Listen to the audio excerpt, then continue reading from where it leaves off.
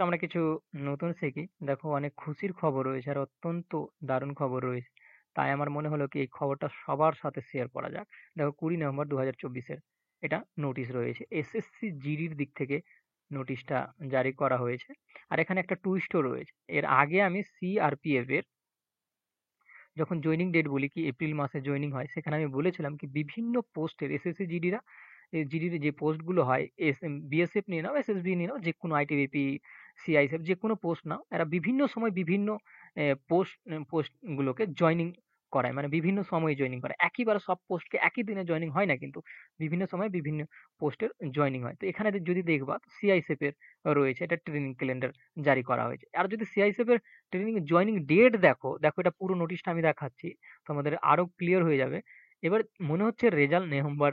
মাসেই পাবলিশ হয়ে যাবারই কথা তো দেখে নাও এখানে জয়েনিং ডেটটা দেখো দেখো এখানে সিআইএসএফ লেখা রয়েছে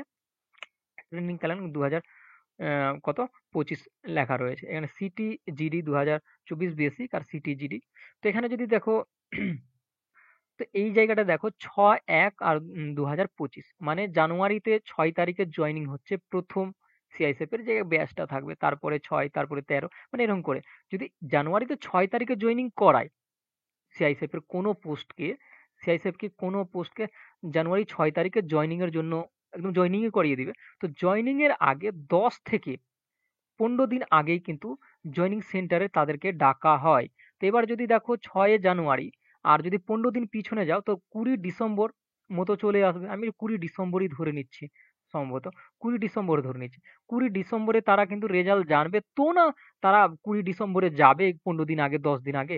তো এর থেকে বোঝা যাচ্ছে যে ডিসেম্বরের ফার্স্ট উইকে যে রেজাল্ট পাবলিশ হওয়ার কথা ছিল এটা নভেম্বরেই পাবলিশ হয়ে যাবারই কথা কারণ দেখো একটা জিনিস 20 তারিখে ও জানবে এর 20 তারিখের আগেই জানবে তো না 20 তারিখ থেকে